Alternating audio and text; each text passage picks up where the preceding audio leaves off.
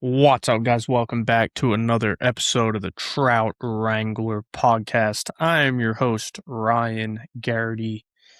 No vibe curator back there today. Came straight over to the new house to record right after work. Didn't have time to pick them up.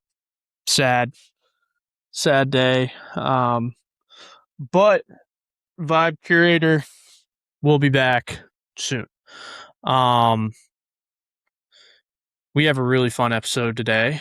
We got Mr. Kyle McCann from the Kurrent Supply and the Kurrent on Instagram. Before we get into that, I want to thank the show partners, Free Fly Apparel, Afweta Coffee, Yeti Coolers, Cordina Eyewear, and if you want to get free shipping on your Cordina Eyewear orders, use code rise_flies CLT at checkout, and you'll get some free shipping on some pretty badass shades. Also, trout routes. Don't get stuck in the woods this fall. Get you a month of Trout Routes Pro for free by using the link in the show notes. And after all that, we got our episode with the Kurrent coming on next. What's up, guys? Welcome back to another episode of the Trout Wrangler Podcast. We have a special guest here today. Honestly, one of the coolest stories that I've been seeing in the industry these days, and kind of wanted to have you come on here and tell your story a little bit, and just shoot the shit, chop it up a little bit, and I'll kick it over to you to let you introduce yourself a little bit. Howdy, y'all. I'm Kyle McCann. I run the Kurrent and the Kurrent Supply. Basically, today is the 365-day mark of me quitting my corporate marketing career after 11 years to chase down a dream. The Kurrent and the Kurrent Supply are basically my dream. The Kurrent's where building my personal brand around fishing, the outdoors, family, and freedom, trying to find a way to turn this passion, this love for fishing into a full-time career on the personal brand side. And the Kurrent Supply is where I advise brands in the outdoor industry of how to become a brand that can't be ignored. Dude, see, I think that was something too, dude. Like, a lot of people have, that's a need for people, Like, when I fished at East Carolina University all 4 years of college, and, you always hear these people like, oh, yeah, build your personal brand. But there was nobody there to be like, how the hell do you build a personal brand, It's like I'm out here spinning my wheels, getting my fucking teeth beat in by Brian Thrift every weekend thinking I'm building my personal brand. Yeah. No, and I think that's something that a lot of guys struggle with, especially on the bass fishing side, where we all know that tournament checks don't pay the bills these days. Like, you are lucky as shit if you win, a weekend derb, and what is that going to pay you? A BFL nowadays, you'd be lucky if you're getting $4,000, maybe some contingencies on top of it. Like, things add up, sure. But dude, these fields are, I know it's kind of declining the past couple of years, but you get a 95 to 120 boat field. Dude, that's a tough field. And you're going against the home team here. Like, I've fished down, my first BFL as a boater was on Hartwell. And it was 98 boats. It was in February, nasty as hell, like blowing 25 to 35 miles an hour. And I had this OG as my co-angler. I scared the dog shit out of him. I was boat 7, and I run an 18-foot Triton aluminum boat with a 115 on it. That's not a tournament rig. I was probably the smallest boat in the field. And if you're number 7, you're running out before everyone else does. So every single boat is faster than me. We ended up getting like 4 or 5 boats thrown wake into the boat, like actual spray into the boat. Yeah. I'm like 20 seconds in. We jump out at Green Pond Landing. I go towards the dam, and within like 3 minutes, the console graph flies off because just boom, boom, boom, just smashing. And our first spot's not super far, but like the intensity of it was just like, this old head next to me is like, bro, You need to, yeah. He's like, I fished this lake for 20 years. I fished BFLs for 20 years. I fished open, so on, as a co-angler and as a boater. You scared the shit out of me. I was like, you scared the shit out of me, dude. But point being, get back to the point. Like, I talk about that a good bit. That tournament checks are just, it's not the easiest way to make a living or even possible these days. The top 1% might be doing it. And even those guys understand that their personal brand is where the money comes in. And there's so many different avenues to make that work. Like, we're talking about social media here, me building my personal brand on social. That's just one avenue. There's so many different ways. And you look at a personal brand the same way you do a big brand. And if you can get that right, build out your core values, your true beliefs, your, identity, the associations that you want, and be able to actually tell a true story, like, that is how you become a professional tournament angler these days. And there's not a lot of people talking about it. No, not at all, dude. And it's like, we were talking about it earlier. We brought it to I brought up college fishing. Every kid in college, like, I don't know if you saw it, like a couple years back, like high school kids were posting on TikTok and they're like, this is what my next 10 years looks like. And it's like someone grabbing a diploma college series like logo and then an elite series logo. And I'm like, dude, it is not that easy. Like, No. It's not that easy. I was like, 95% of those kids at the same time, though, don't realize that there are other avenues other than hopping out of college fishing and going right into the opens and fishing all 8 events. And now they have the EQs where it's making it even harder, dude. It's just getting harder and harder to qualify for that shit every year, dude. Yeah. And it's like, I feel like that it's such like a tunnel vision from kids in like high school and college. And it's like, don't get me wrong, I had that fucking tunnel vision at one point, and then I realized, I was like, damn, I kind of fucking suck compared to a lot of these dudes, man. Like, yeah, at least you were real with yourself, dude. Yeah, I was coming back here. It's like, I go fish like a throw together fucking derby on Lake Norman 10 minutes up the road, and I'm like, you know what, 11 o'clock, I got 14 pounds. I was like, might be good. And then you hop up to a bigger derby like a cat trail, and you're like sitting there, you're like, noontime, 11 pounds. Nah, I might as well just throw these 11 pounds back and put it on the trailer and go the fuck home. Yep. Dude, because it's like around here, he's like, you probably saw it on Hartwell too, dude. All these guys from the Carolinas, man, I do like this is a really hot take that I'm going to say here. If someone wants to come out of the Carolinas and qualify for the Elite Series, they probably have the hardest road on the FLW side, because all these pros are still fishing the BFLs and stuff like that, and the nations. And it's like, you look at our like half the field, it's like you got Thrift, you have not Andy Montgomery. I don't even remember half of them. Shane LaHue fishes around here all the time. They're like top 10, 15, and then it just drops off to the every local BFL. guys. Every fucking one. Shane Lineberg is one of them that's always up there in the top 5 too. Yep. It is so hard to do that. To make solely fishing tournaments your living, I don't want to say anything's impossible, because I got that belief, I got that mindset of being optimistic. But dude, if you can't do the full gambit of how to make this thing work, building a personal brand, even thinking outside of the box of how do you become a partner with a brand, whether that's working internally or, building your own actual physical product, so on and so forth. Like, there's opportunities to stay in fishing, but I think the biggest misconception, and you'll hear this from anyone in the industry, is if you work in fishing, you don't fish. And I've recently come across that. Like, even if you're a guide, man, like the amount of time that you actually fish, I'm sure you've heard this. I don't know what number episode this is. I can imagine you've talked to a lot of guides, but guides don't even get to fish that often anymore. It's not anymore, but it's never been like that. You put the sport on the fish. You have to really, really love getting someone on the fish. Yeah. And not catching them yourself. Dude, so I worked up here in the mountains at at one of those super big like communities that also has like a golf course country club associated with it, and then like an outdoor pursuits thing. And I used to go and do like fly fishing trips pretty sporadically through the summer.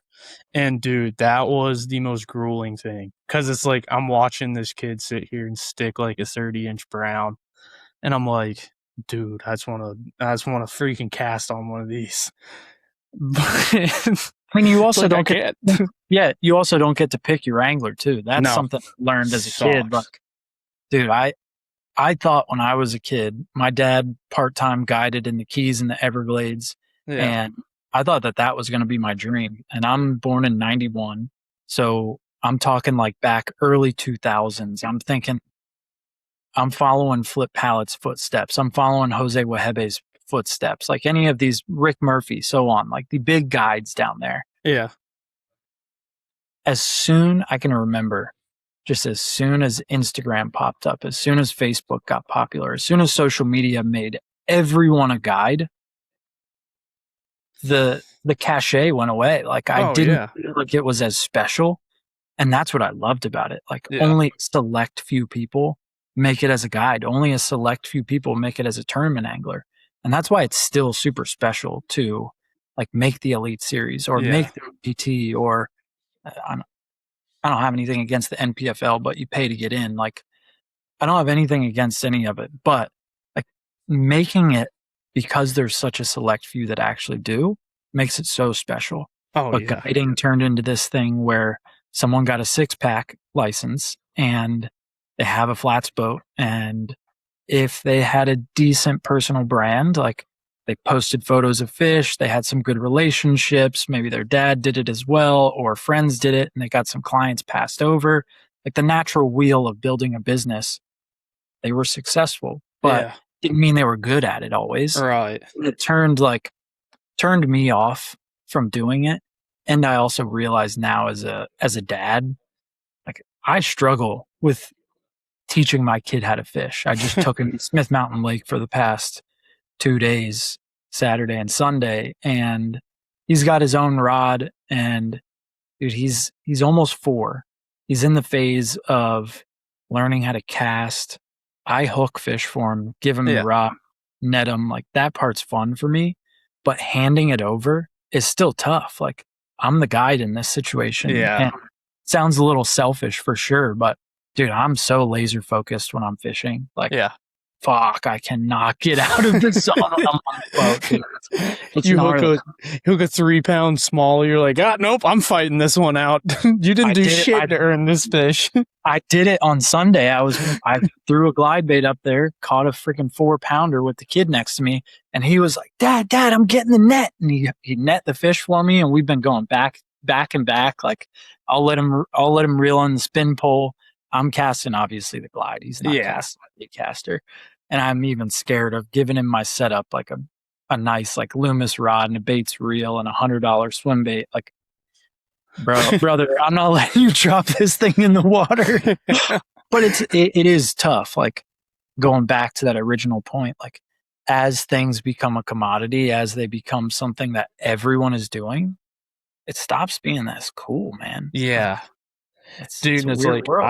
I hate to say it, dude, but I feel like it's gonna get to a point where like a glide bait's gonna kind of get like that. You know how many people turn into glide bait heads, dude? I'll pull up to a pond with like my fly rod, and dude, there's like a literal row of like 10 kids that literally all have extra heavy rods with like 10-inch glide baits. I'm like, dude, as soon as they become possible to buy at Walmart or buy at BPS, like becomes a commodity. It turns into like the fact that now glide baits have gone from handmade resin or like wood carved or anything like that, where everything is like each individual bait is handmade, and now it's able to be mass produced, like with ABS. Now anyone can have it. Yeah. Price is no longer a deficit. Like there's nothing in front of you that says you can't buy a glide, because now you can throw them on a medium heavy rod if you've got a 4.5-inch glide. Like, fine. Dude, I remember, you probably have bought glides from this store in the past, but it was Dreamcatcher's Fishing Supply. I know Dude, of them. I've never been there. Yeah. they were like the first guys that had like all those what's that? It's a Japanese company. It's a really funny name. The Clash Nines. Oh yeah, DRT. Yeah, DRT, dude. They were the first store I ever saw carry DRTs. Yeah. And dude, they couldn't sell them. And then like a switch flipped, and everybody was like got big into the glide bait craze. Yeah. And dude, they couldn't keep them on the shelf for like 5 seconds. Yeah. And it's like, dude, there were people. Dude, I pulled a glide bait out on I used to have a 99 Skeeter, and I'd fish all the like mountain lakes in North Carolina. I'd go over there to Chattooga. Jealous. Yeah. And dude, I'd pull out a glide bait, and one of my buddies would be like, "You're not gonna catch shit on that." Bullshit. I was like, dude, watch this. I'll pull up to a waterfall, and you'll watch a freaking giant fucking blob come out behind this thing. And sure enough, a giant smallmouth came out behind a Clash 9. That's so sick. Dude, but like now, it's like, all right, everybody now wants a glide bait. Every Tom, Dick, and Harry's gonna have a fucking glide bait tied on at least 2 rods on their deck. I'm one of them. Oh, dude, I don't blame you. For sure. I mean, dude, Dreamcatchers is I don't know. I know Austin sold the business. I don't know if it's still around. I think it's like still kind of around. They only have that Silva store, I'm pretty sure now. But those that's where Southern Swim Baiters started, which was that like old school. I don't know when that was, maybe early 2000s, but swim baiting's been around for a while. You know, you got all the soft stuff that started out in California, and then you started to get into the glide stuff, and it just started to kind of move east as people started to see it. And then, you know, as soon as, and this is the problem that I see with any industry, like my first job in the outdoor industry was more in like the action sports industry. And I worked at Transworld when it was Transworld Skate, Snow, Surfer, Powder. There was like 13 brands under one roof. And it was not during like the first era of when skateboarding died. I think people say that was like 1988 or something like that, when there was a couple of brands that kind of got bought out by larger conglomerates. I don't even want to say the word on here just in case we get poached. PE is the acronym. But during that time, a similar thing was happening with Board Riders, and Board Riders was kind of taking a couple of brands that we all know down the same path. And now we're starting to see it with fishing, where the market's changing, the industry's changing. Like it turns into just branding versus like actually an industry that cares about the game. Right. Like that's what I'm doing it for. Is I can't get enough of fishing. Like, dude, me and you I'm both, ate up, man. Like ate up with every kind, every aspect of it. Like my Renzetti's back here. I got a glide in my hand. Like there's no telling what I'm going to do on any different day. Like I might go chase cobia on the fly rod, or I might go tournament on Sunday. Like that's just me, man. I just love fishing. I'm so ate up with it. Dude, that's kind of how I've been since I was little, dude. Like, and it's kind of crazy to see how wild the industry has kind of like come since then. All aspects of it too, man. Like, it's one of those things. I think COVID did a massive number on the entire industry, dude. Like, I don't know if in general. I don't know if you remember seeing that video. Who was the dude? He was on the elites for like a year. He had a ponytail, had the red. He's a big YouTube guy before he hopped on the Milliken. elites. Yeah. Did you ever see that video that Milliken did where he like broke down why COVID essentially sold out the entire like fishing industry? No, but I'm sure I could give you the cliff notes without even seeing it. I mean, guarantee you. When the target addressable market grows and investors start to see the opportunity that there's more investment available to put into businesses, like they're leeches. They want to make money. Like the whole point of private equity is that they can put money in, invest in, and either triple or 5x their money coming out. And when they see an industry do this type of thing where there's an implosion of participation, Yeah. an opportunity. And I don't blame anyone for it. We live in a capitalist country where opportunities exist, and when they're seen, like, people with money are going to try to capitalize on Oh, it. 100%. And it happened. Dude, it's been really tough to see like a lot of the companies that dude I used to love watching them slowly like kind of sell out. Yep. Has been fucking horrendous, dude. And like Yeah. some of the newer age stuff, like, and it's kind of weird too. I'll tie it into this, dude, where like these companies that had community at the heart of everything, they, you know how the whole story goes. It's like, it's a tight knit group, and then the tight knit group kind of creates community, and then the tight knit group gets too big. Yep. And then it gets bought up, and then it's like that whole community just goes to shit. Yeah. Dude, and it's like I feel like we're kind of in like a wheel of that right now. And it's all cyclical for sure. Dude, there's always a cycle. It sucks, man. And it's like you see it too with like other companies where it's like I go and buy a pair of shorts from that, like the same company that made shorts 5 years ago that I still have now, dude. Like, you know exactly what company I'm probably talking about. I still have like pairs of shorts that they made from like 2015 and 2014. Yep. I still wear them. I still beat the piss out of them. Yeah. I bought a pair of that same pair of shorts now, and dude, like the second time I wore them, they completely ripped. And I'm like, dude, this never would happen. You call them up for warranty, you're like, hey man, these ripped the second time I wore them. They're like, oh nope, sorry. Yeah. I'm like, all right, cool. And it's little things like that I think the brands don't intentionally want to sweep it under the rug. And I'm also not saying that like private equity is all bad, investors are all bad. Like, it's what they want out of it and how the brand can manage the relationship that's really important. And I've seen good ones and I've seen bad ones from the inside, actually. But I think it's a lot to do like with how much they care, like, can you build a business that's already got like the infrastructure from core beliefs perspective and not be able to deviate from those? Like, so many businesses, and I've, with my own business, have been guilty of this, try to go in so many lanes. And you listen to any like big business podcast or read any books, like, you got to figure out your lane. And part of that is building the brand of your identity, your core values. And if you deviate from those, it feels subtle. They're not trying to sweep it under a rug, like small warranty changes. The rod company that I was committed to from a personal philosophy perspective when I got into tournament bass fishing, they got bought out. They changed their warranty program. I saw it happen immediately. I had 2 rods that were broken, and the process just gave me a sour taste. Now I don't buy from them anymore.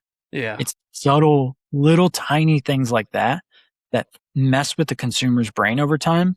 And what happens is there's another brand out there that they could get the same value out of. Oh, yeah. And as soon as you change your mind on who you trust and who you believe in, it's so simple to become, the loyalist for this new brand now. You remember when that happened with the all white rod company? I know who you're talking about, but no. Dude, I remember when I was fishing like high school stuff. Yeah. Dude, so their warranty was awesome. You could like send it back, they'd send you one right back. I got up to like around my senior year of high school when I qualified for the high school nationals. I'd broken 2 rods, and I knew people on the inside of the business, and I called them and they were like, yeah, dude, we'll work with you and we'll get you a couple back before high school nationals. Dude, I called up, warrantied them in, sent them in, and they're like, hey, we can't warranty these. And I was like, why? And I was like, I've called all my people on the inside of the company, and they're like, yeah, you can warranty them. They're like, oh, well, we have some turnover. I never bought another rod from that company ever again. And every one of my friends that did just said they were breaking like twigs, dude. And now people are still breaking like twigs. Yeah. Interesting. Yeah, Yeah. I'm pretty sure that's the way they went. I'm not 100% positive, but BPT, you probably know what rod company I'm Yeah, talking about. I know what company you're talking Yeah. about for sure. Yeah. There's only one white rod company. If you say that, then it's obvious. Yeah. Yeah, I could have probably just said the whole name and they probably wouldn't have even given a damn because I'm not really Yeah, on that's that right. side anymore, but still don't want to sour any ears. Yeah, that's the thing. Like, I enjoy talking about these conversations. Like, this is what fires me up because, again, going back to my core, I just love fishing. I Yeah. love fishing at its core, like the experience, the chase, the preparation, the entirety of it. Like, some days I don't care if I catch a fish. Other Yeah. days, like past couple of weeks, I've felt a little questionable on my decision of quitting my job leading up to this 1 year mark to do this thing full time. And I went out yesterday. I took the day off. It was Monday. Today's Tuesday. And it's like, I'm just going to fish for me. Like, I had the GoPro Yeah. running because I do film some of my content or some fishing sometimes. I've gotten kind of away from it. But I had a freaking stellar day, like just an awesome day. 21 pounds for 5 fish Oh on my a lake. gosh. That's like usually tough for someone that doesn't fish at all. Smith Mountain Lake. Yeah. It's not a super easy lake. Yes, I have scope. Like, I caught 3 of the fish on scope in the morning. And then my electronics died at like 10 a.m. or 9:30, something like that. Just went to the bank where I knew the fish were at. I'd seen them over the past 2 days and couldn't get them to bite. Had my kid on the boat Saturday and Sunday. So it's like not fishing hard. First bank I show up to, fish comes out of the first tree I throw at. I'm throwing this glide and throw a wacky rig up in there. He goes after it, miss that fish, go up the bank a little further, a wolf pack of like 10 fish, all over 5 pounds. I got the video of it. I just reviewed it earlier. First fish knocks it out of the water. Bait. This is a 2.5 ounce bait. Knocks it clean out of the water. Fish jumps out of the water. Next fish grabs it. All of them, every one of the 10 probably plus fish, try to grab it out of his mouth. Have 2 on for a second. Then he comes around the bow of the boat, and I'm in the back of a creek where the center is probably 25 feet deep. A 25-pound striper comes out of nowhere, grabs the bait, tries to get it out of his mouth. I pull another rod out while I'm holding this fish, like high sticking this fish with a glide bait rod.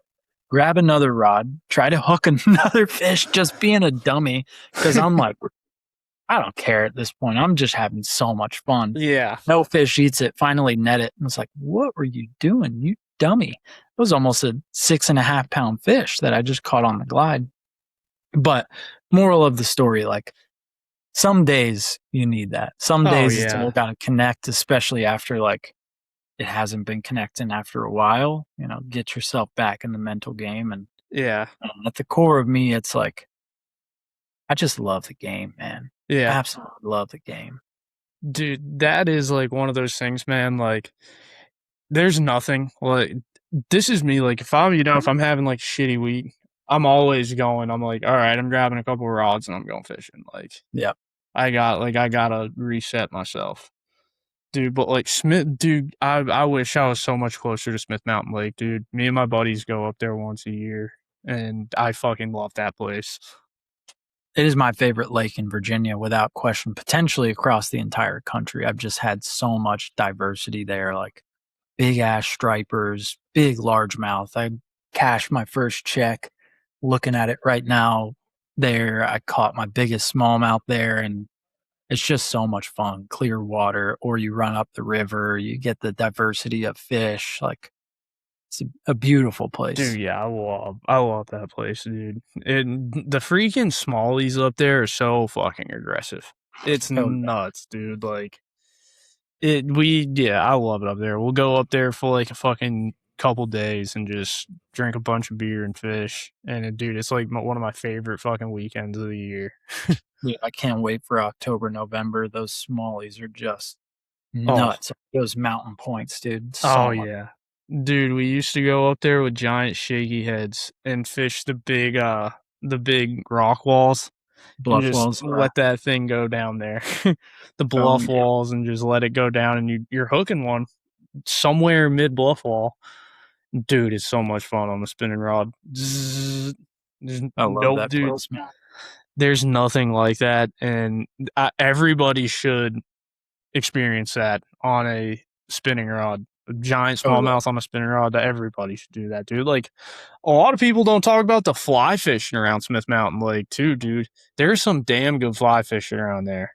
Oh, yeah. I mean, the Roanoke River that makes Smith Mountain Lake, you got smallmouth that run up there. There's no muskie in that lake, but you go up to the James or the New, there's excellent muskie fishing on the James. Like, there's oftentimes 50-inch plus fish caught. Like, if you know of Blaine Chocolate, he lives probably 40 minutes away from SML, like just outside of Roanoke. And I mean, between where he lives in Smith Mountain, you got the James, like the sections where the big muskie and big smallmouth are at. Then you keep going a little further west, you got the New River, which goes down to you, or at least in North Carolina. And that's just, again, both of them are beautiful, but the New is incredible. That place is just one of the most beautiful rivers I've floated before. Dude, I'm due for a trip to the New, dude. I'm due for a trip to the New and a freaking raft, dude. I've been looking at a freaking raft for the longest damn time, and I'm just like, can't do it yet. Can't do it yet. But it is tempting. Yeah, that place is prime for a raft for sure. Oh yeah, some sticky shit on that place. Oh yeah, dude. Even like waiting it, like sometimes I'll just do because like I always forget Fry's, Virginia is so close to me. And I'm like, damn, dude, like a good little wade trip to the New sounds pretty good right now. And I just been way too damn busy to go up there. It's a cool spot for sure. Oh yeah, dude. But I saw a video. You caught a cobia on a fly. Yeah, man. Yeah, it was from a bass boat, and the first time I'd ever fished for cobia on the boat with a fly rod. My good buddy who used to run a fly shop that's 2 blocks away from me, Current Fly here in Richmond, Virginia. He's primarily a redfish guide here in the Chesapeake Bay, but he also runs into those cobia. And thankfully for me, he's a good pal, good enough to where he sent me some, at least ideas of where I need to go. Yeah. He's a good dude. His name's blanking me right now. Simone Valencia. Yeah. Simone's awesome. Simone's awesome, dude. He's a very fishy dude, especially with the fly rod. He hooked it up, and that night before I actually went out. So you had Garen on the podcast recently. Garen had reached out to me. We talk every once in a while. I was like, hey man, would you, are you fishing tomorrow? I'm like, I wasn't planning on it.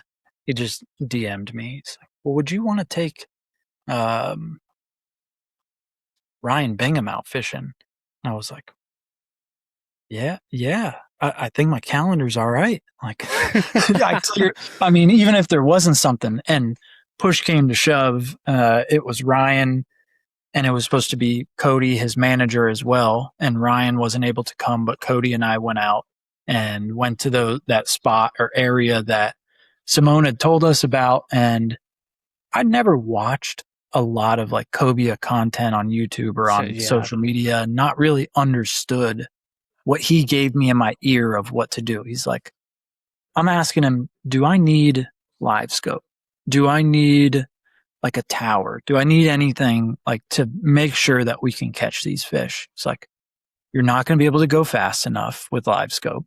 You're not going to be able to see them with live scope. You're literally going to put the boat in drive just a bit above idle. Do not touch the throttle, because as soon as you do, if you see one and you change throttle, they can feel the vibration change. They'll know you're there. But all you're going to see is a V, just a V on top of the water and 35 to 60 feet of water. And I'm thinking to myself before we go out there, no fucking way. Like, this is no fucking way. Like, that's not reality. Like, I'm not going to see a tailing bonefish in 70 feet of water or a tailing catfish, whatever the hell you want to call this giant fish. Go out there, run probably 25 minutes from the boat ramp, 20 minutes from the boat ramp. First 5 minutes, we see a V. It's slick, calm, perfect conditions. Cody jumps up on the bow. I give him the first shot. Fish charges it. First cast. Doesn't eat it. Doesn't get it fully. He sets the hook. Doesn't get it. We're like, fuck, we might have missed our only chance. 5 minutes later, we're hooked into the first fish. It eats it in the prop wash, like 15 feet behind the boat. We didn't know what we were doing at all. I'm throwing a musky fly. Like, that's all I had. Yeah, articulated musky fly, probably 8 or 10 inches long. I just thought, I don't know, it looks pretty cool.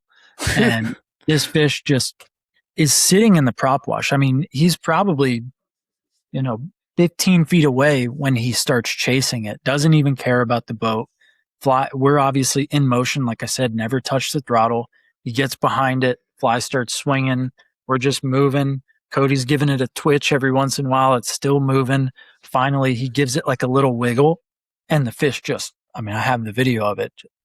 I mean, I've never seen a fish turn on a bait like that or a fly like that. Grabs it, and we're on. It was just absolute mayhem, like so much fun. Oh, I bet, and dude. To have like someone I didn't know, like didn't have a relationship with, if Ryan Bingham was there, that would have been even cooler. Just as cool though to have like connected with Cody on like a level. We just personal level. We're both dads. We're both chasing a dream. Like, we were able to connect immediately, and to share that moment with a complete stranger and then become like connected through that shared experience was just like unreal. Top 10 fishing moment of my life for sure. And we ended up catching another one.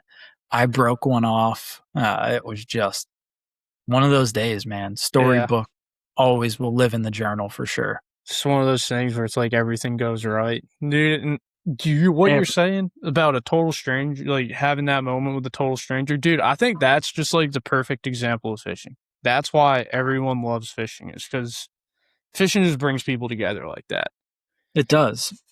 And we all have this shared passion, man. Yeah. We all like, it doesn't matter about your biases, your opinions, your relationship with politics or religion, any of these things that are a no-go at the Thanksgiving table. Like, we drop all those things when we have this shared passion. And it doesn't have to be just fishing, but fishing is that common ground where, like, when you see someone with a fishing shirt on, like, that's a safe zone. Like, hey, man, you fish? Yeah.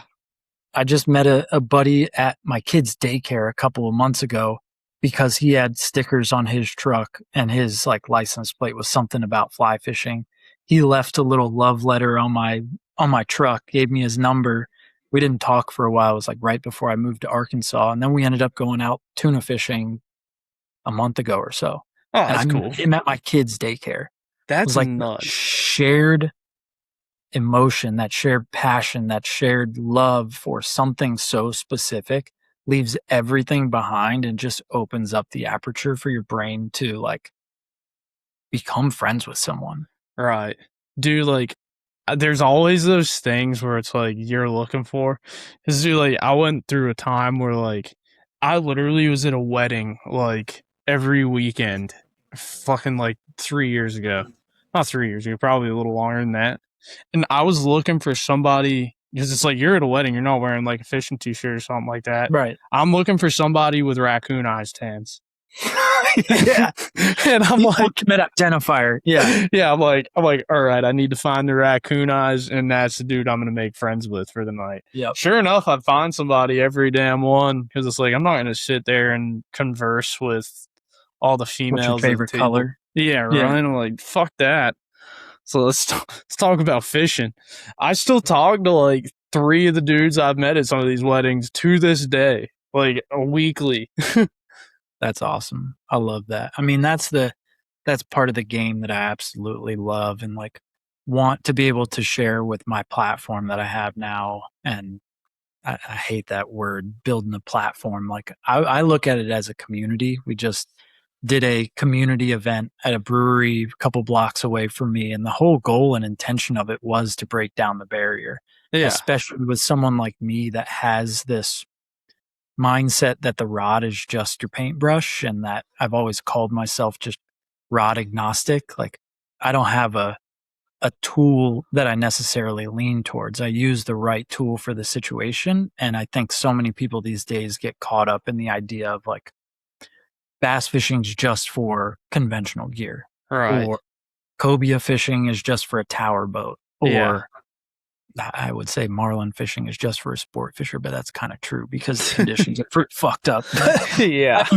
I think people look at things with such like a narrow lens, and it forces them to connect only with these subsets of anglers.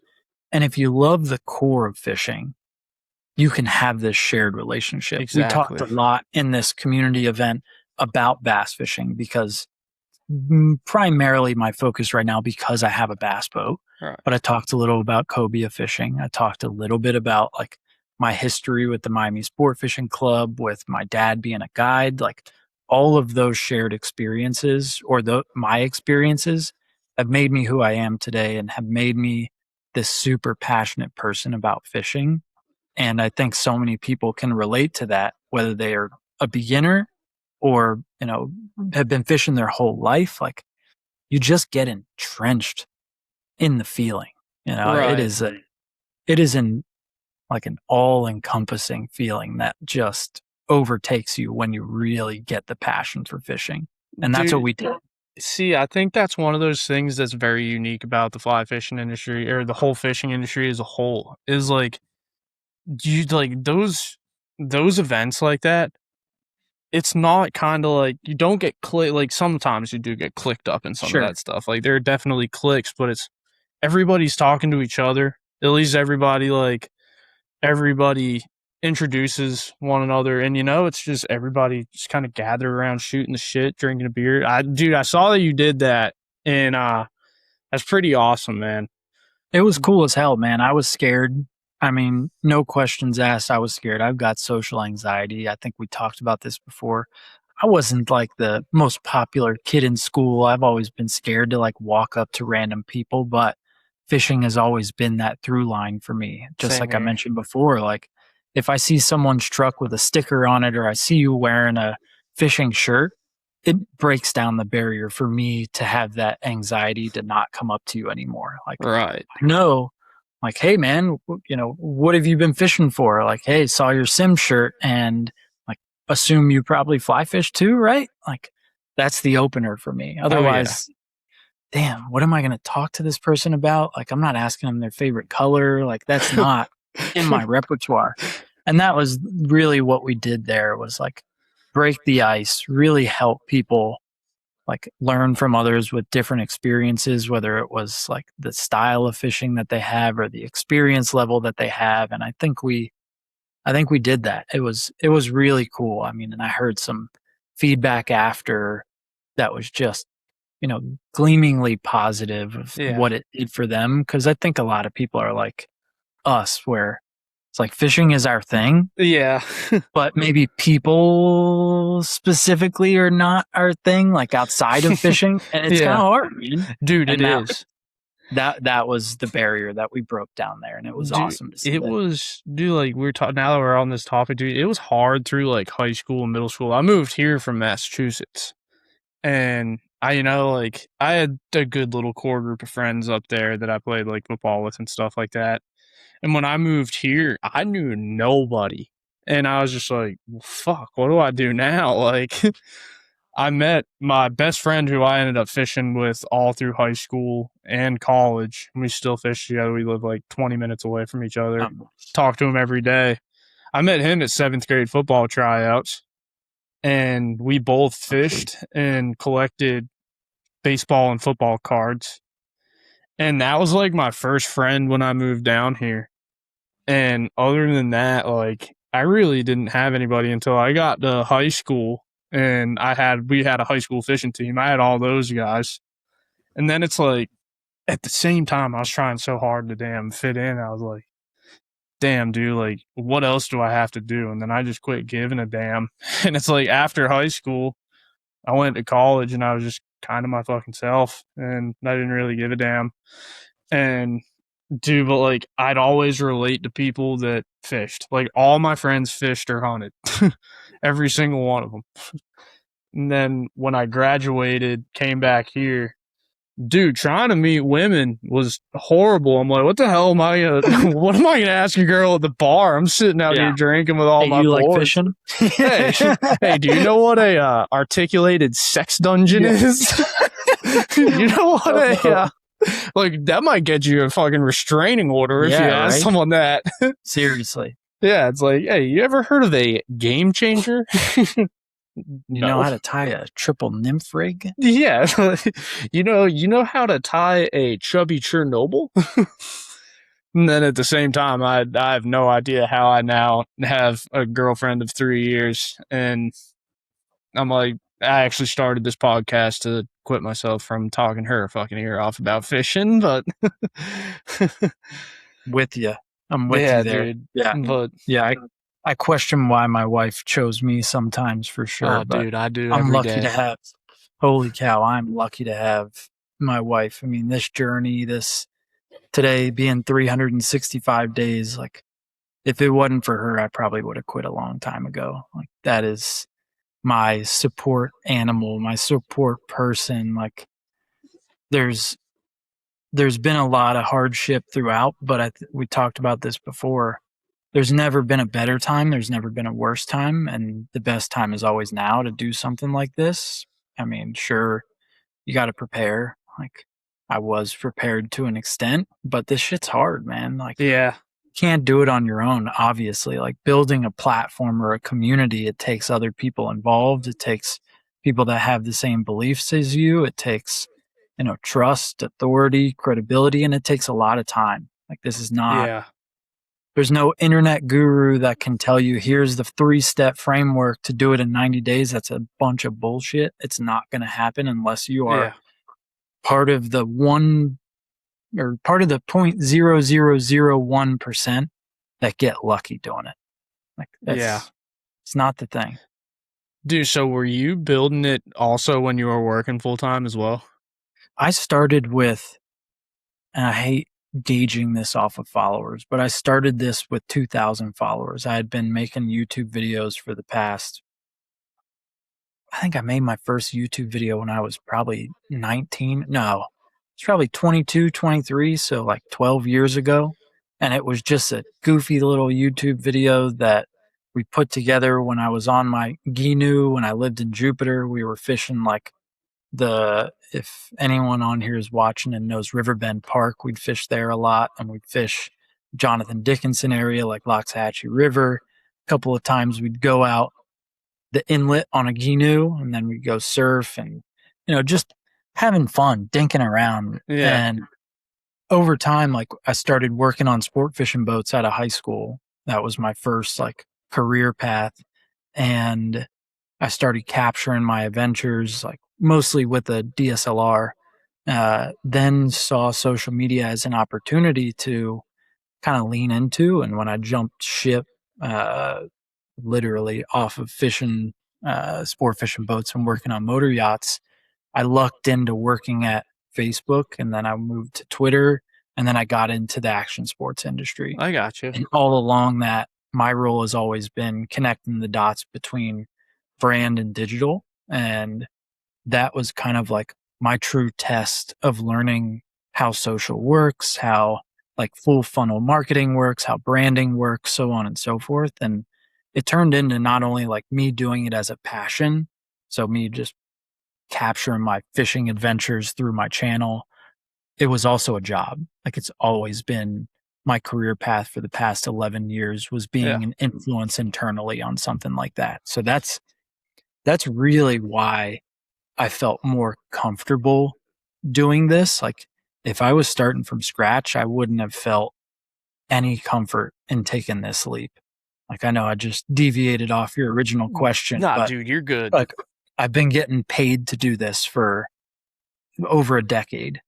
And that was why I felt the confidence in the beginning and the belief that this was going to be quote unquote easier for me, but it's not. Like this, it's not easy.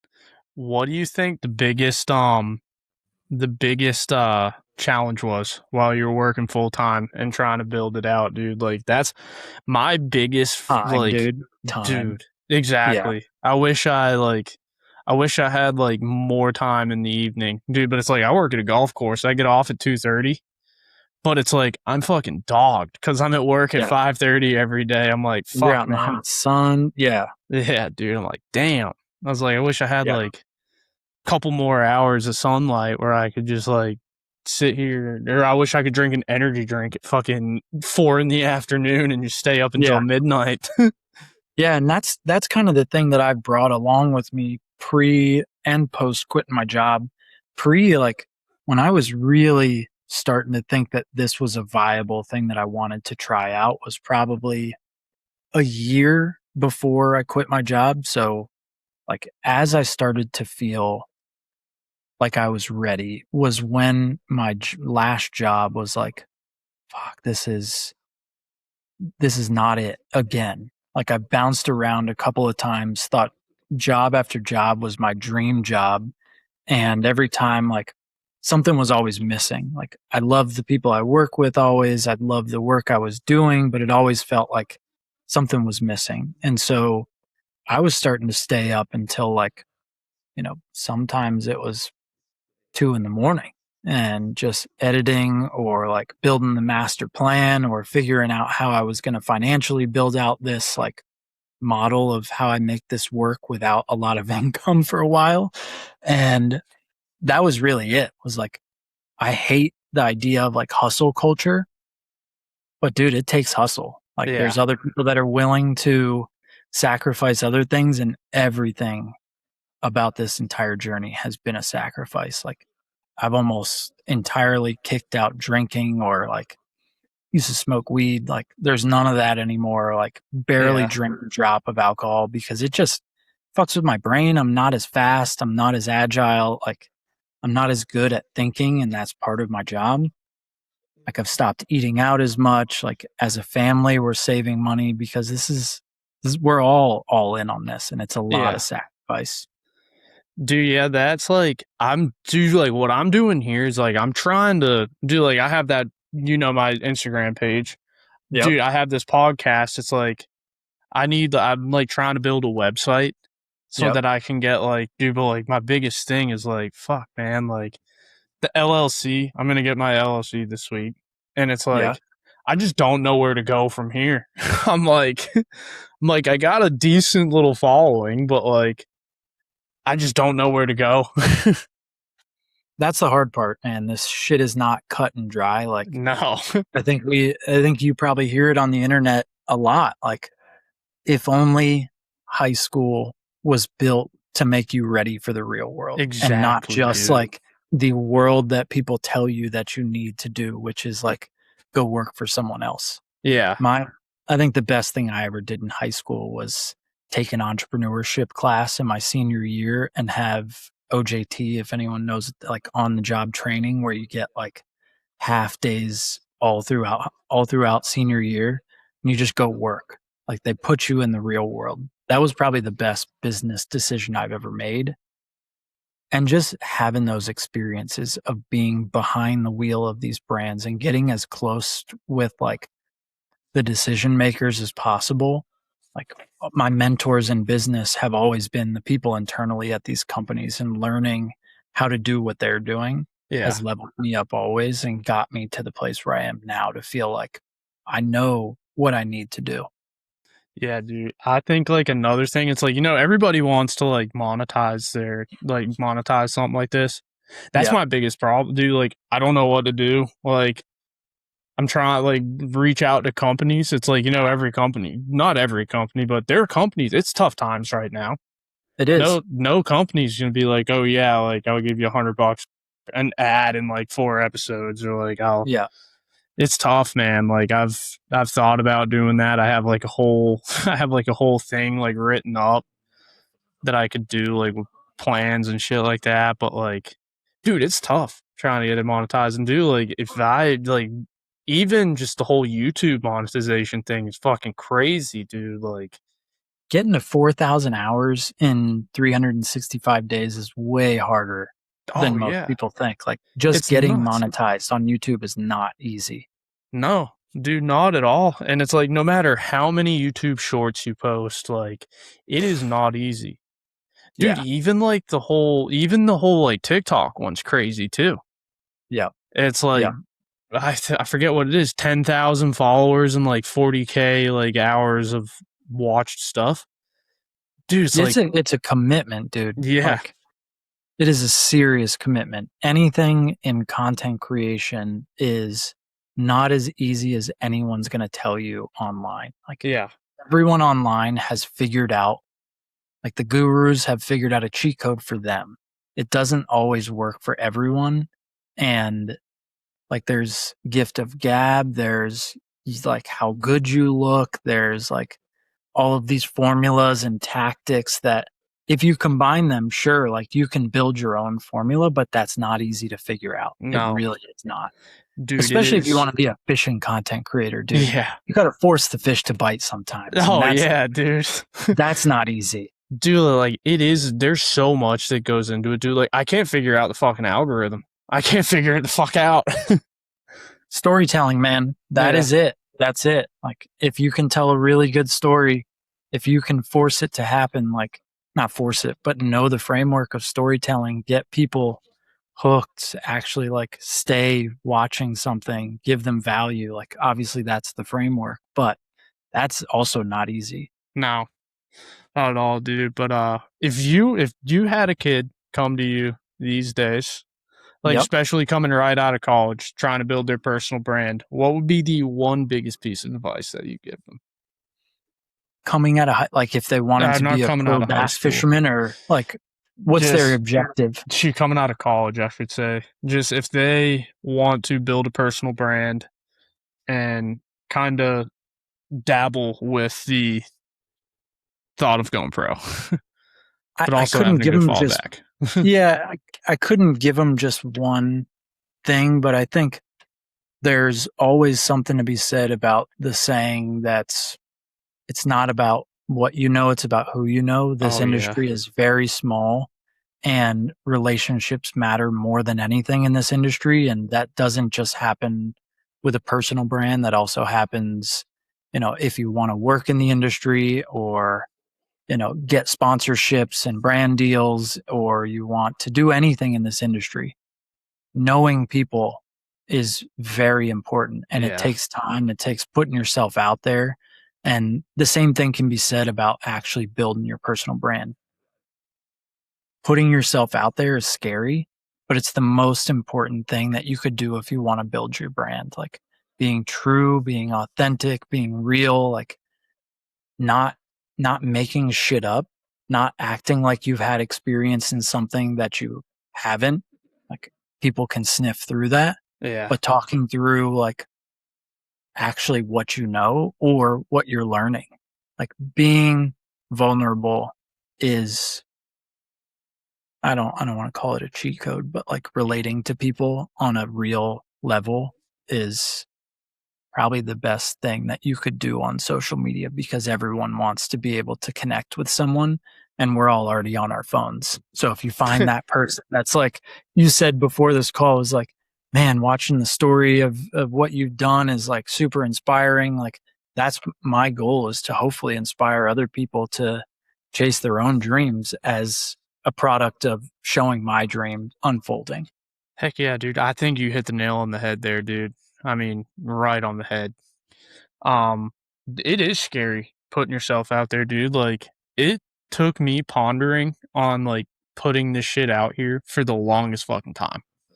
And I was like, I don't want to look like a fucking dumbass.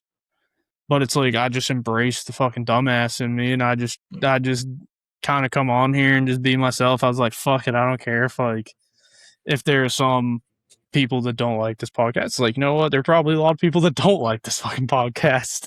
It's like, Sure. you know what? There are a lot of people that probably do like it. And it's like, you know what? Fuck it. Like both of them. Yeah. I mean, that's part of branding too. Like you're going to have people that like you. You're going to have people that don't like you. And Exactly. That's how you build an audience. You can't be for everybody. Exactly. I do like, it's kind of one of those things. I'm a college football guy, dude, but it's like, you look at Lane Kiffin, dude, like, he is hated by so many people. He just did the same thing to Ole Miss, but it's like, I truly think that he's like, you know what? Like, there's no bad publicity. I was like, yeah. Same time, like, you know, banging a 20-year-old chick while you're the head coach of an SEC top 15 college football program might be some bad publicity, but it's like, you know what? Whatever floats your boat, Lane. Yeah. No, I think we've already had this conversation, but something that you would see like Malbin as a golf brand. Yeah. Like the fact that they're stirring up the golf industry and going non-traditional, like you'd call it counterculture in golf. Like this is not the normal aspect of golf. Like you would not see John Day wearing these fits 10 years ago. Not a fucking shit. Nobody would be wearing that. Dude, and that's part of it. Like you're going to get a lot of people that absolutely hate it. Yeah. Because they don't want to see change. They like what they've seen over time. Everyone's scared of change, but it's creating this clear identity for a brand new audience and people that felt like they didn't have community or connection before. Like I look at Malbin a lot. Dude, social media wise, dude, they are doing fucking numbers. It is nuts, dude. Their branding and their media stuff, dude, like it's unbelievable. Like their whole thing that they did with the Masters. Dude, like now I'll stand on that hill. I fucking hate the clothes, but dude, but like a lot of people love them, obviously. Dude, Jackson Coyven, the kid that's probably going to be one of the new best golfers on tour, is covered head to toe in Malbin stuff. Dude, people love it. And they're coming out with a whole fishing line now, too. You see that? They've done it multiple times now. Yeah. I made a video on it. Like, it makes a lot of sense. Like, the crossover is there. I was up here at the Wells Fargo Championship, or that's Truist Championship now. And I'll be honest, dude, I was looking at Jason Day's caddy's shorts. And I was like, all right, that's a pair of Malbin shorts that look pretty the camo ones? They're like, it almost looked like the older pair of like hook fishing shorts where it's like that nylon material. Yeah. And I was looking at them. I was like, dude, those look wildly comfortable. I was like, I'm not even going to freaking lie. They look wildly comfortable. I looked them up online. I was like, damn, $146.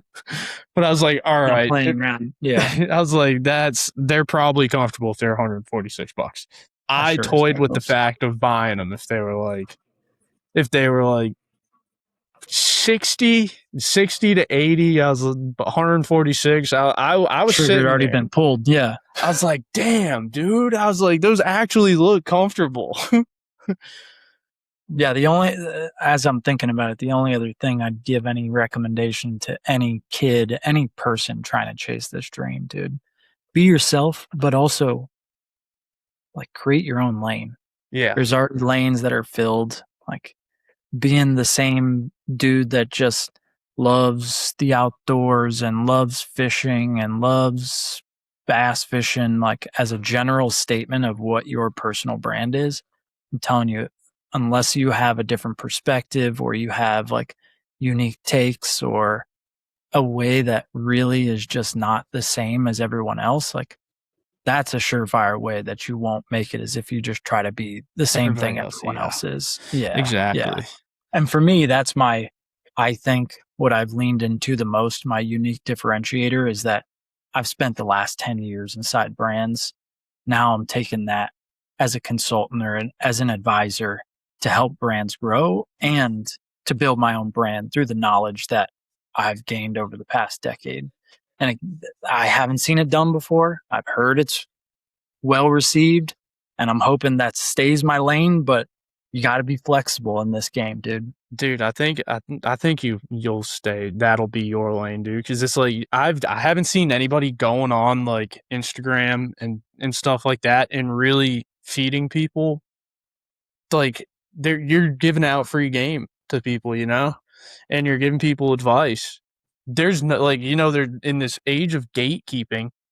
Nobody's gonna go out and be like, hey, here's how you do it. Like I like the ones where you're like, hey, I forget one I saw.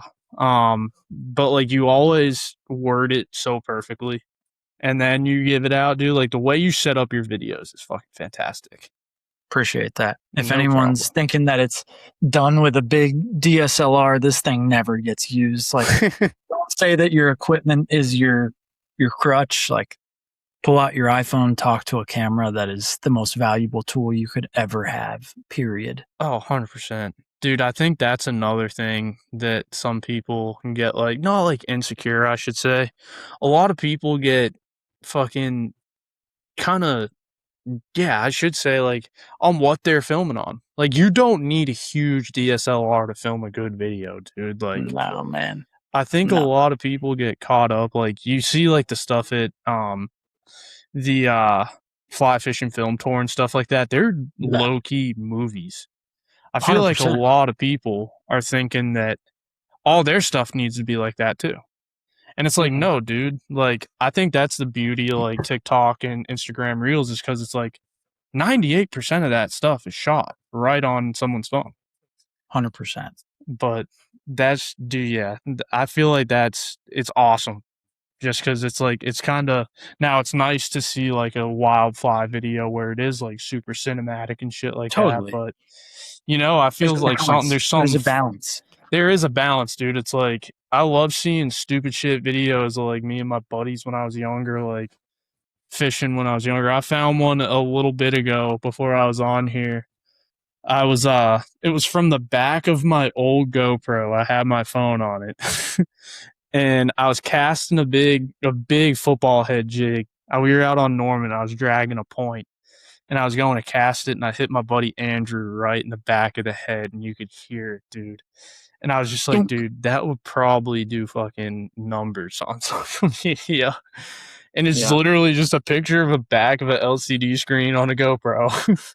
That's attention, man. Yeah, but there is definitely a balance. Like some brands can't afford to have that unpolished look, but most brands, if they do it the right way, can. You look at someone like I hate to always plug Yeti, or use them as like the example, but they are the example of premium meets relatable, meets authentic, meets community, like all of these things built into one story that makes the brand who it is.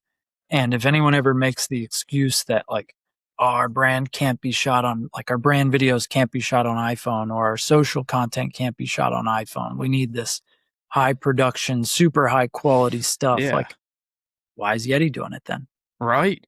Dude, and it's like, I feel like that's a fucking great point to bring up, dude. Yeti has always been at the top of that.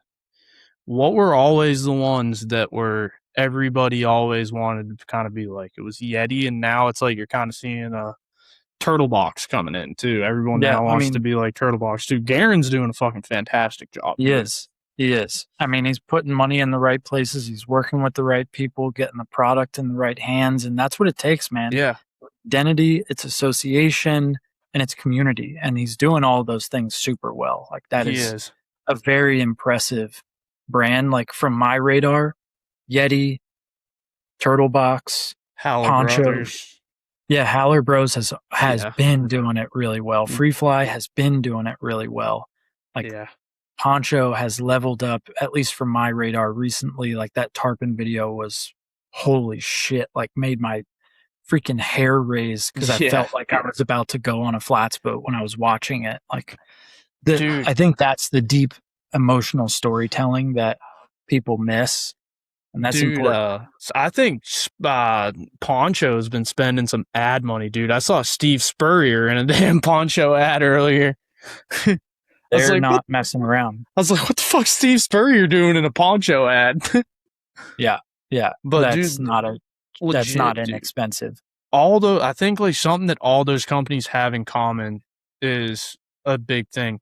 Community. They all love giving back into the community, dude. Like, and do like I think the thing, dude, getting Lee Livesey involved in Turtle Box when he does those like awesome videos too, and there's always a turtle box laying around. Freaking dude, that's a fantastic get right there, dude. Like, dude, Lee Livesey's videos are fucking sick. I love watching those. Yeah, his YouTube stuff is off the charts. But I think one of the ones that I've talked about a lot. So last year I did the Yeti Open when I lived in Arkansas. It's on Table Rock. It's a big bass tour event. I love those. An hourly weigh-in tournament. And you look at a brand that, I don't know if this is what you call it, but basically a white labeled Big Bass Tour tournament. So Big Bass Tour is running it. Yeti is the presenting sponsor for it. Right. Now it's called Yeti Open, and they're spending hundreds of thousands, if I'm guessing. Like, I don't know the exact number, but it's to connect with only, I think last year they had 12 or 1,400 entries. Imagine that, like cost per consumer, cost per entry. That's a lot of money. But what that's doing is building community. They brought in their pit masters. They brought in KVD, Christine Fisher, Mark Daniels Jr., Carl Jochimson, BP. Like, all 5 of them were there fishing their own little tournament. We got to see them. We got to shake hands, meet with them. They fed us every day. They made us feel like we were a part of the brand. Yeah. And that's the stuff that goes so long, because I think what people misunderstand, and it's back to that, like, taking away a simple thing like warranty. If you disregard why your customer felt special in the first place because you had fast warranty when something broke, like you were getting ready to go fish high school nationals, that's fucking important. You need to have your rods on time. If that gets screwed up, you're going somewhere else. Yeah. But your community is your best salesperson. Period. 100% always. If they can spread the word, they're 20 billion times more trustworthy than me picking up this box and saying, let me give you my sales pitch. The outdoor frequency sound is designed for outdoors and sounds that cut through wind and travels distance. Like, that is not going to sell this product. No. What sells this product is it in my hand, in use, with the platform that I have, telling my community that I've used this for months and months and months. It's gotten wet. You can still hear it when I'm driving down the lake, like, so on and so forth. Me giving that true trust and sharing that with my own community, like, that's how brands build. And that's why it's worth it for the Yeti Open to spend that kind of money, because every single person there felt special. They felt like they were part of the crew. Yeah. Dude, that didn't take over for the Oakley Big Bass Tour, was it? It did. I don't know if it took over, but it was the same. It's the same guys. Dude, that's what I thought. You remember when it was Oakley Big Bass Tour and it was just like, dude, I fished one at the Harris Chain when I lived down in Florida, and like, it wasn't anything like special. It wasn't anything like that. You didn't have anybody. They don't do that. No. Like, it wasn't anything crazy, dude. It wasn't like a big community kind of thing where like no pros were there. No, like, big name pros, I should say. But like, dude, they have come so far with those tournaments now, dude. I remember when they'd have them here on Lake Norman, and it was like 50 boats, 60 boats. Yeah. Oh, and they give away a nitro. Yeah. I mean, they're doing it on Smith Mountain Lake. That's where I fish it, or found out about it, was the April tournament last year. And then saw the Yeti Open while I was in Arkansas, and it was like a 2-hour drive for me to get there. But it's totally different. Like a regular Big Bass Tour event, it's not necessarily a community event. It's a weigh in, hopefully win, go home. Yeah. This is like, there's a reason to come early. There's a reason to come back for lunch. There's a reason to go grab this bottle because they're going to put my logo on it for you. There's a reason to come back and shake hands with KVD and Christine Fisher, all these people. Like, I felt like I was a part of it. And it's different from, obviously, like the the big white labeled tournaments, but that's an investment that they can make without guarantee of ROI, but with guarantee that anyone that fishes it is going to tell their friends about it. yeah. And that's the 100%. magic, dude. That's the magic of marketing and branding, is when you can do that. Oh yeah. Dude, but that's about all I got for the hard hitting questions for you. I always have the last question. It is, so I get 6 songs for my Spotify playlist and you get 6 songs. We can go 1 for 1, or we can just go your 6, my 6. Let's go 1 for 1. Okay. I got mine written down here. All right. You want to go first? You want me to go first? I can go first. Number 1 is Billy Strings' Catch and Release. Great Just song. obviously fitting for my shirt. Oh, yeah. Dude, I love Billy Strings. Heck yeah. Catch and Release. Got it. All right. My first one. I gotta get to the bottom of the playlist there. Let's see. So my first one was Plastic Cigarette by Zach Bryan. Okay. All right. I heard that one this morning. I was like, you know what? I wasn't a huge Zach Bryan guy, and I heard that one. I was like, that's a pretty good song. My next one is Sticky Fingers, Cyclone, but the Village Sessions version. Sticky Fingers, Cyclone. Yep. The Village Session. Here it is. All right. My second one was With Arms Wide Open, Creed. Nice, dude. That's a banger. That plays on my turtle box quite often. I love Creed, dude. Shameless plug. Oh yeah. Hey, we love supporting our boy. Yeah, that's right. My third one is JJ Gray and Mofro, Lock Lusa. Mofro. Lock Lusa. Got it. All right. Now my third one was China Cat Sunflower, Grateful Dead, but the live in 72 Pacific Northwest live album. This is the one that you were telling me about. Yeah. Dude, great album. Yep. Number 4 for me, The Smiths, There Is a Light That Never Goes Out. That one's just fitting for me right now because I felt like last couple of weeks my light's been pretty dim, but the light has turned back on after that big bag on Smith Mountain Lake. Hell All it yeah. took was a little weekend with the little homie and a day of catching some big old bass. 21-pound bag on Smith Mountain is nuts. Let's freaking go. It was fun as hell. Got that one. My next one, college football is right around the corner, and as a East Carolina grad, I had to go Purple Haze, Jimi Hendrix. Is that your guys' theme song? Yeah, they run out to that.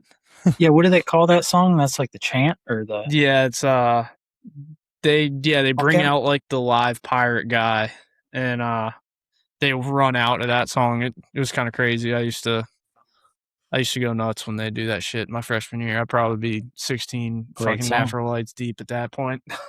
Fantastic song. Oh yeah, I love Jimi Hendrix, dude. I'll be honest, I got to see Carlos Santana, and oh, dude, oh my god, fantastic guitarist. Yeah, you want to talk about picking strings, dude? Oh yeah, dude, gosh, it was nuts. That's why I love going to Billy. I mean, that dude. The first time I saw him was a YouTube video randomly. Dust in a Baggie, him and Don Julian on YouTube. I don't know how long ago it was. And then saw him in person in 2018 or 19 in this little tiny music venue in San Diego. It was probably 400 capacity. And this was like pre-Billy. Dude. And ever since then, I've been telling everyone that's got an ear about him.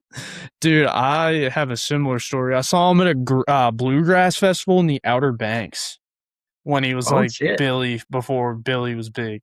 Yeah, And that's sick. Dude, it was my sophomore year of college, dude. And I was like, fuck, man, this dude can shred. Didn't know who he was. Yeah. And then, fast forward, 4 years, he started to get a little more traction. I was like, that's that dude I saw at the fucking Bluegrass Festival in the Outer Banks. I was like, no fucking way. He was going down bumming cigs from people in the crowd. And I'm pretty sure me and my buddy gave him a cig. And hell yeah. Dude, and I was like, that's the dude that bummed the fucking cig off me in the Outer Banks. I was like, no fucking way. And now I've seen him 4 times. If somehow Billy Strings is watching this, that is my North Star, objective when I started my podcast, Fishing for a Living, was to have Billy Strings on it. Yeah. If Billy Strings is watching this, his manager, his friend, anyone, this is my plead and cry to anyone that can make that happen. Please get Billy Strings on my boat, and then we can record a podcast. I'll make sure that it's a badass day. Dude, Matt Robertson's fished with him, I'm pretty sure. Has he? Yeah. I know Ike. He sold Ike sold his old boat to him. Yeah. He's got a Bass Cat, I think. Yeah. Pretty badass. Yeah, dude. He was at the Classic a couple years ago, I think. Yeah. He's a bass head for sure. Oh, yeah. Number 5 for me is Louis Armstrong and Bing Crosby gone fishing. Gone fishing? Louis Armstrong, Bing Crosby. That's a good one. You know that one? Yeah, I actually do. My mom used to play me that song. My mom's aunt or great grandmother loved Bing Crosby. That's awesome. My 5th one, Never Going Back Again, Fleetwood Mac. I just love Fleetwood Mac. Hell yeah. Yeah, who doesn't? Come on. Dude, I have the Rumors vinyl and the Chain vinyl. I just don't, my vinyl player broke. What you got back there? I'm looking at another Crossley. Yeah, this is a Lucre. Okay. Not very good. But I've got a nice little collection here. This was my, let's see, wife did the Billy. Oh, sick. Live Volume. I love that 1. album. This is the red one. Yeah. I mean, classic. That's the collector, dude. Yeah. Dude, so I got a Bob Marley one that's that translucent. Yeah. And it's Rasta colors. It's pretty sick. That's sick. And then the old, one of my other favorites. All hounds, or can I bring my hounds to heaven? Can I take my hounds to heaven? Yeah, dude. Great album. Last one for me is Aim the Force. Aim the Force. That goes back to a very old redfish video from, I believe it was Will Benson, probably 15 years ago. Way back. Let's see. My last one, Rocky Mountain Way, Joe Walsh. Come on.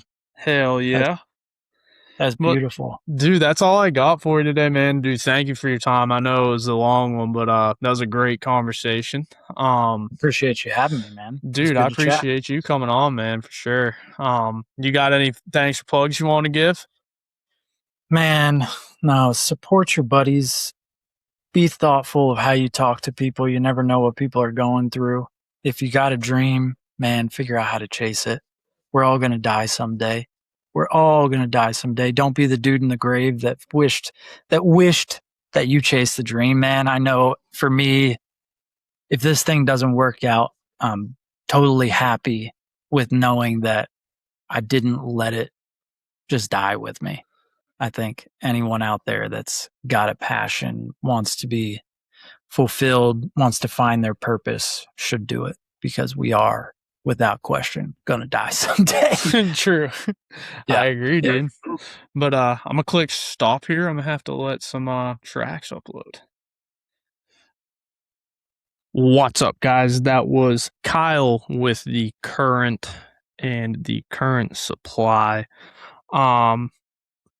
If you would like to leave a review on Apple Podcast, on Spotify, and subscribe to the YouTube channel at Rise Flies CLT. That being said, I will see you guys next time. Thank you guys for listening to the Trout Wrangler Podcast.